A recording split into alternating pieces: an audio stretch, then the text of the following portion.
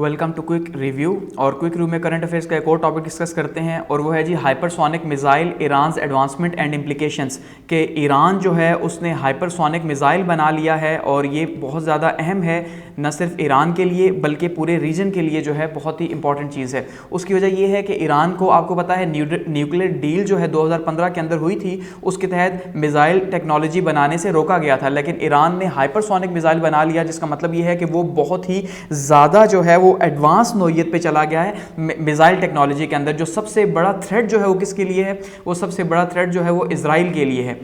तो इसको देखते हैं। अब देखिए यहाँ पे एक पिक्चर लगी हुई है, इस पिक्चर को आपने सबसे पहले समझना है। आपको यहीं से समझ आ जाएगा कि ये मिसाइल कितना ज़्यादा इंपॉर्टेंट है और ये इतनी एडवांस टेक्नोलॉजी ईरान जो है वो कैसे उसने बना ली।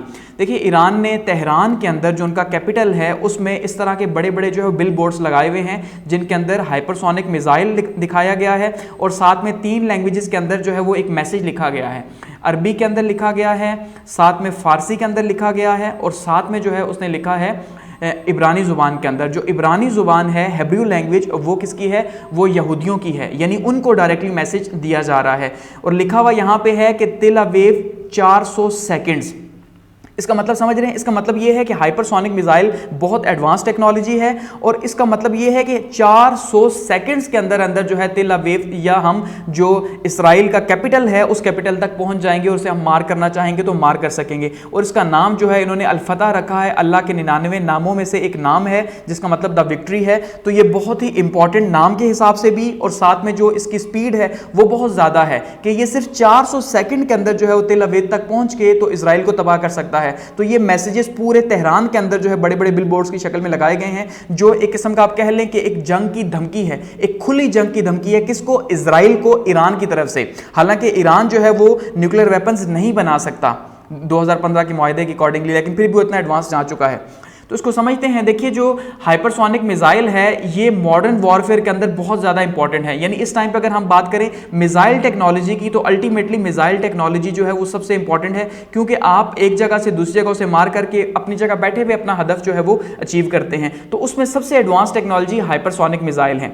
और दूसरा ये इसलिए बहुत इंपॉर्टेंट है ईरान के लिए कि ईरान की रिमार्केबल अचीवमेंट है शॉर्ट टाइम के अंदर कि 2015 में ईरान के साथ न्यूक्लियर डील होती है अमेरिका की P5+1 की, जिसको हम अलग से डिस्कस करेंगे। वो भी आजकल बहुत ज़्यादा चर्चे के अंदर है कि एक दूसरी डील करने की कोशिश की जा रही है ईरान से, तो उसको भी हम अलग से डिस्कस करेंगे।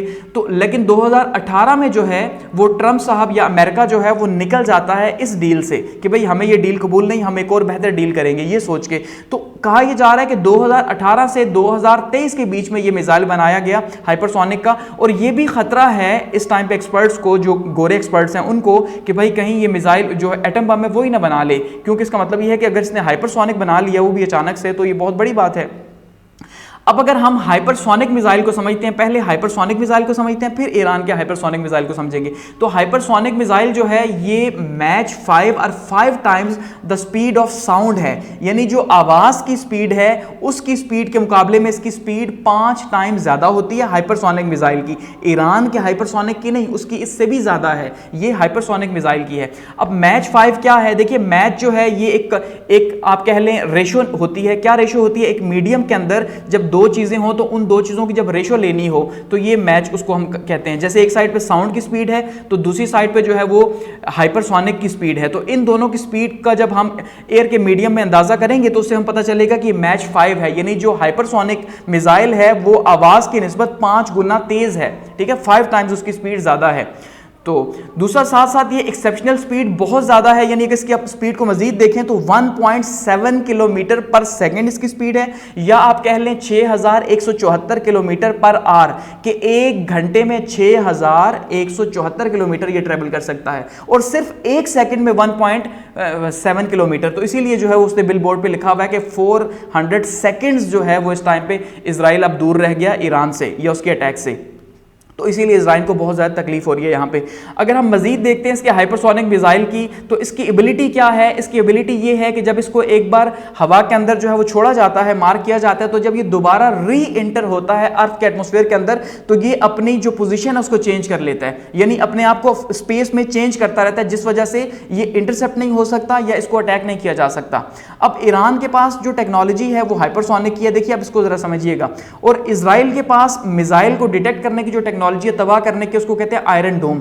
ठीक है, आयरन डोम सबसे एडवांस टेक्नोलॉजी इस टाइम पे दुनिया में जो इजराइल के पास है। और वो क्या है कि जैसे ही आपकी फिजा में जो है वो कोई रॉकेट आता है तो ये उसे डिटेक्ट करके खुद ही ऑटो डिटेक्ट करके उसे वहां पे तबाह कर देगा। लेकिन हाइपरसोनिक की ये क्वालिटी है कि वो क्या करेगा, वो अपनी पोजीशन चेंज करता रहेगा, जिससे आयरन डोम या जो इजराइल की टेक्नोलॉजी है या किसी मुल्क की जो टेक्नोलॉजी है वो उसे डिटेक्ट तो करेगी। एक तो डिटेक्ट करना मुश्किल होगा क्योंकि पोजीशन चेंज करेगा, दूसरा उसे अटैक करना बहुत मुश्किल होगा। एक तो टाइम इतना कम है, इतने कम टाइम में वो अपनी पोजीशन चेंज करके अपने टारगेट को अटैक कर सकता है, इसलिए बहुत ही एडवांस टेक्नोलॉजी है ये। अब अगर हम बात करते हैं कि भाई किन किन ममालिक के पास ये हाइपरसोनिक की जो टेक्नोलॉजी है वो मौजूद है, तो इस टाइम पे कहा यह जा रहा है कि सिर्फ दो ममालिक हैं, एक चाइना है और दूसरा रशिया है। वो कि अमेरिका के पास भी मौजूद है लेकिन उसने अभी सरेआम उसको टेस्ट नहीं किया, लेकिन चाइना और रशिया जो है इसे टेस्ट कर चुके हैं और रशिया इसे जंग के अंदर भी टेस्ट कर चुका है। तो ये इतनी एडवांस टेक्नोलॉजी है कि सिर्फ दुनिया के 2 से 3 ममालिक के पास ही मौजूद है। वो कि पाकिस्तान के पास भी है क्योंकि पाकिस्तान ने S-400 सिस्टम जो चाइना से लिया था लास्ट टाइम, तो उसमें जो है वो हमारे जो गजनवी मिसाइल है उसके अंदर ये मौजूद है टेक्नोलॉजी हाइपरसोनिक। तो Russia and China have displayed tested hypersonic weapons के अभी तक जो टेस्ट हो चुके हैं वो चाइना के और रशिया के हो चुके हैं, जबकि यूनाइटेड स्टेट्स ने उस तरह से उसका टेस्ट कंडक्ट नहीं किया, कर चुका है लेकिन उस तरह से खुलेआम जैसे कहा जा रहा है कि वैसे नहीं किया। अब रशिया वाहिद कंट्री है जिसके बारे में कहा जा रहा है कि only country to have testified hyper missile in combat, के जंग के अंदर अभी तक सिर्फ रशिया ने जो है इसका इस्तेमाल किया है, अपनी लड़ाई के अंदर जो है वो सिर्फ इस्तेमाल रशिया ने किया है। तो इतना एडवांस है। अब अगर हम बात करें ईरान का जो हाइपरसोनिक है इसकी क्या क्या क्वालिटीज हैं, तो इसकी क्वालिटीज में सबसे पहली क्वालिटी ये है कि इसकी जो रेंज है वो 1400 किलोमीटर है और ये रेंज जो है इजराइल तक मुकम्मल है, इसलिए ये सबसे पहला इसका टारगेट अचीव हो रहा है। दूसरा, इसकी जो स्पीड है, हाइपरसोनिक की स्पीड वैसे ही 5 से 20 मैच के बीच में होती है, ठीक है, तो इसकी स्पीड है मैच 15। तो आप अंदाजा कर लें कि ये इसका मतलब आवाज की स्पीड से 15 गुना ज्यादा इसकी स्पीड है जो ईरान ने बनाया है हाइपरसोनिक, इतनी एडवांस क्वालिटी का इसने बनाया। इसका यूनिक फीचर ये भी है कि इसके अंदर मूवेबल सेकेंडरी नोजल मौजूद है, जिस वजह से जो है ये बहुत ही ज्यादा स्ट्रॉन्ग यानी कि मिसाइल बना है, या बहुत ही खतरनाक किस्म का मिसाइल आप कह सकते हैं बना है। अब ईरान जो है, अगर हम ये बात करें कि ईरान की जो अथॉरिटीज़ हैं वो क्या क्लेम करती हैं अल-फतह के ऊपर, कि वो ये कहते हैं कि अल-फतह मिसाइल जो है ये हमारी बहुत बड़ी एक जंप है, बहुत बड़ी छलांग है इस मिसाइल टेक्नोलॉजी के अंदर, और ये हमारे लिए बहुत बड़ा माइलस्टोन है, नो डाउट बहुत बड़ा माइलस्टोन है। जहाँ पे इतने बड़े बड़े कंट्रीज सिर्फ 2 से 3 वाले के पास है, वहाँ पर आप अंदाज़ा कर लें अगर ये ईरान जैसे मुल्क के पास जिसको रोका गया था कुछ भी बनाने से तो मौजूद है, तो बड़ी बात है। तो मिसाइल टेक्नोलॉजी क्या करेगी, डिटरेंस जो है वो कैपेबिलिटीज पैदा करेगी मिडिल ईस्ट के अंदर। डिटरेंस ऑलरेडी हम डिस्कस कर चुके हैं, IR की एक थ्योरी है, ठीक है। तो डिटरेंस का क्या मतलब होता है कि आप असले के जोर पे असले को रोको या जंग को रोको, ठीक है। जंग के आप तभी बच सकते हो जब आपके पास भी वही वेपन्स हो जो आपके दुश्मन के पास हैं, तो ये डिटरेंस होती है, डिटरेंस क्रिएट किया जाती है, ठीक है। जैसे पाकिस्तान के पास एटम बम है तो इंडिया के पास भी है, दोनों में से कोई अटैक नहीं करेगा, क्यों? क्योंकि दोनों को डर है कि भाई दोनों के पास एटम बम है तो दोनों में से कोई फिर बचेगा नहीं, तो ये डिटरेंस है। अगर इजराइल जो है वो अटैक करता है तो अल्टीमेटली ईरान उसको रिस्पॉन्ड करेगा। अब अगर हम बात करें concerns for Israel and west, के वेस्ट को सबसे ज्यादा प्रॉब्लम है और उससे ज्यादा प्रॉब्लम इजराइल को है कि इजराइल ने ही जो है वेस्ट को फुल टाइम इस टाइम पे चार्ज किया हुआ है कि भाई इसने हाइपरसोनिक बना लिया, और जो न्यू डील हो रही है जो अमेरिका खुफिया तौर पे कर रहा है ईरान के साथ, ये उसके बहुत ज्यादा मुखालिफ है। तो पहले तो खैर सऊदी अरब भी मुखालिफ था, लेकिन क्योंकि अब सऊदी अरब आपको पता है कि वो एक ही ब्लॉक में आ चुके हैं, अब वो बातचीत हो चुकी है, तो सऊदी अरब को इससे ज्यादा प्रॉब्लम नहीं है। वो कि प्रॉब्लम होगी लेकिन इतनी ज्यादा प्रॉब्लम नहीं है कि वो खुलेआम इसको एक्सप्रेस कर सके। अब अगर हम बात करें कि इजराइल को क्या इससे प्रॉब्लम है, तो देखिए सबसे पहली चीज क्या है कि सबसे बड़ा प्रॉब्लम ही ये है कि ये बनाया ही इसीलिए गया या ईरान की तरफ से, और ये जो इतने बड़े बड़े बिल बोर्ड्स लगाए गए हैं ये बताने के लिए कि हम इजराइल तुम्हें नहीं छोड़ेंगे। तो इसकी अल-फतह की जो स्पीड है ये सबसे बड़ा कंसर्न है, क्योंकि इसकी स्पीड बहुत ज्यादा है। 15 मार्च की जो स्पीड है वो बहुत ज़्यादा है, इसलिए इनको बहुत ज़्यादा प्रॉब्लम है कि ये 7 मिनट के अंदर अंदर जो है वो इजराइल को टारगेट कर सकता है, ये सबसे बड़ा प्रॉब्लम है। दूसरा चैलेंज क्या है कि इसको इंटरसेप्ट करना बहुत मुश्किल है। जो आयरन डोम की टेक्नोलॉजी है इजराइल की, वो अगर से इंटरसेप्ट कर भी लेगी तो इसे टारगेट करने से पहले ये अपनी पोजीशन बदल लेगा और ये अटैक करेगा। तो इसका मतलब ये है कि बहुत ज़्यादा कंसर्न्स हैं। अब यूनाइटेड स्टेट्स भी इसके ऊपर अपने कंसर्न शो कर चुका है, और ऑलरेडी इसके ईरान के ऊपर जो है पाबंदियां मौजूद हैं, आपको पता है और जबकि डील भी हो रही है, तो अब ऐसे में क्या डील होगी जबकि ईरान को मना किया गया था कि उसने बैलिस्टिक मिसाइल्स नहीं बनाने, जबकि ईरान की यही पहले भी कोशिश थी और अब भी यही कोशिश है कि डील तो हो जाए लेकिन वो मिसाइल टेक्नोलॉजी से ईरान को ना रोके। ठीक है, इसीलिए वो कह रहे हैं कि भाई ये हमारी सोवरेनिटी के खिलाफ है, आप अगर ये चाहते हैं एटम बम ना बनाएं तो नहीं बनाएंगे, लेकिन मिसाइल टेक्नोलॉजी से आप हमें नहीं रोक सकते। तो ये कंसर्न्स हैं वेस्ट के। और अगर इसकी इंप्लीकेशंस और कॉन्टेक्स्ट की बात करते हैं तो देखिए अब इसके बहुत से असरात होंगे। अगर हम पॉलिटिकली बात करते हैं या मिलिट्री डेवलपमेंट्स के हवाले से बात करते हैं तो अल्टीमेटली मिडिल ईस्ट में इसके बहुत ज़्यादा जो है असरात हमें देखने को मिलेंगे कि पूरी दुनिया ही जो है वो पिछले 10-15 सालों से हम देख रहे हैं ईरान के पीछे पड़ी हुई है और ईरान के लिए बहुत मुश्किल हालात किए हुए थे जो अब आहिस्ता आहिस्ता ठीक होने स्टार्ट हुए, वो भी चाइना की वजह से, और रशिया तो पहले से ही उसके साथ था। तो अब ये कहा जा रहा है कि रशिया से शायद ये मिल के आगे मजीद बढ़े। तो ये जो अनसर्टेन स्टेटस है 2015 के बाद से कि भाई इसने न्यूक्लियर वेपन नहीं बनाने और उसके ऊपर रिस्ट्रिक्शन थी लेकिन फिर भी उसने मिसाइल बनाया, ये भी एक बहुत बड़ा कंसर्न है।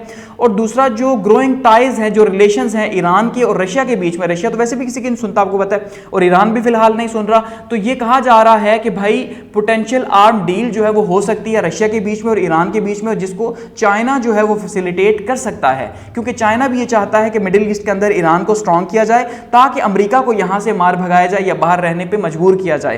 तो यही एक रास्ता है। अब अगर हम बात करते हैं तो चाइना कोशिश तो कर रहा है, लेकिन एक साइड पे चाइना, सऊदीया और ईरान की अब क्योंकि नेगोशिएशंस भी हो चुकी हैं तो इसलिए अब ये कोशिश की जा रही है कि किसी तरह से ऐसा माहौल बनाया जाए कि जिससे ईरान के ऊपर मजीद पाबंदियां न लगें और इसको इसी तरह से आगे लेके जाया जाए। ठीक है, ये रिलेशंस इसी तरह से मजीद मुस्तहकम रहें, ना कि मिडिल ईस्ट के अंदर जो अब ये कह सकते हैं कि ईरान और सऊदीया जो है वो आपस में कम से कम ये ना सोचें कि ये इनके एक दूसरे के लिए बना है, कि पहले जो भी चीज़ बनाई जा रही थी तो सऊदीया ये कह रहा था भाई ये हमारे लिए खतरा है, ईरान ये कह रहा था हमारे लिए खतरा है, तो अब इनकी डील जो चाइना ने करवा दी तो अब इसका मतलब ये है कि ये आपस में एक दूसरे के लिए खतरा नहीं है। तो इस चीज को चाइना इंश्योर करेगा कि भाई ये आपस में एक दूसरे के लिए खतरा ना बने, जो भी टेक्नोलॉजी बनाते हैं दूसरों के लिए बने। यानी इसका मतलब ये है कि अमेरिका के लिए बेशक बने, वो चाइना को सूट करता है लेकिन ये सूट नहीं करता। तो एट द एंड अगर इसे हम कंक्लूड करते हैं तो अल-फतह जो है ये बहुत बड़ी ईरान की अचीवमेंट है, इसमें कोई शक नहीं है कि ईरान ने जो है ये बहुत बड़ी अचीवमेंट हासिल की है इस जून के महीने में। ठीक है, जून 2023 के अंदर। तो इसलिए हाइपरसोनिक की टेक्नोलॉजी जो है अब इसका इम्पैक्ट क्या होगा रीजनल स्टेबिलिटी के ऊपर, ये बहुत इंपॉर्टेंट है, क्योंकि एक साइड पे जो है वो मिडिल ईस्ट के सारे कंट्रीज ही उनके हालात इतने अच्छे नहीं हैं, और दूसरा अब जो हालात बन रहे हैं तो उसके बाद से चीज़ें चेंज हो रही हैं, तो इसलिए असर इनका पड़ेगा। जो ईरानियन प्रेसिडेंट है इब्राहिम रईसी जो हैं वो इस बात के ऊपर जोर दे रहे हैं कि हमारा जो मिसाइल प्रोग्राम है ये रीजनल सिक्योरिटी के लिए है और पीस के लिए है। यानी हम जो है जो कैसे कहते हैं ना एटम फॉर पीस, कि ये जो है वो पीस के लिए यूज़ हो रहा है, ना कि ऐसा है कि हम अगर इसके ऊपर अटैक करेंगे इजराइल के ऊपर, अगर हाँ वो प्रॉब्लम क्रिएट करता है तो फिर अटैक जरूर करेंगे। लेकिन वहीं पे इजराइल को ये प्रॉब्लम है कि अगर हिजबुल्लाह जैसे ग्रुप्स को ये मदद करता है ईरान, या फिर शाम की मदद इसी तरह से जारी रखता है जहां पे इजराइल की अभी वॉर लगी हुई है, ठीक है, तो फिर उसके लिए प्रॉब्लम्स हो जाएंगी। तो देखते हैं कि इसका जो है वो क्या फ्यूचर जो है वो डेवलपमेंट्स हो सकती है और हाइपरसोनिक की टेक्नोलॉजी जो है वो कैसे आगे बढ़ेगी। फिलहाल तक ये एक बड़ी अचीवमेंट है मिडिल ईस्ट के हवाले से भी और ईरान के हवाले से, और खास करके मुस्लिम वर्ल्ड के हवाले से भी आप ये कह सकते हैं। सॉरी, मुस्लिम लीग नहीं, मुस्लिम वर्ल्ड। ठीक है, तो उसको यहाँ पे ख़त्म करते हैं और थैंक्स फॉर वॉचिंग। और आपके फीडबैक के लिए जो है वो कमेंट सेक्शन मौजूद है, पॉजिटिव और नेगेटिव दोनों के लिए।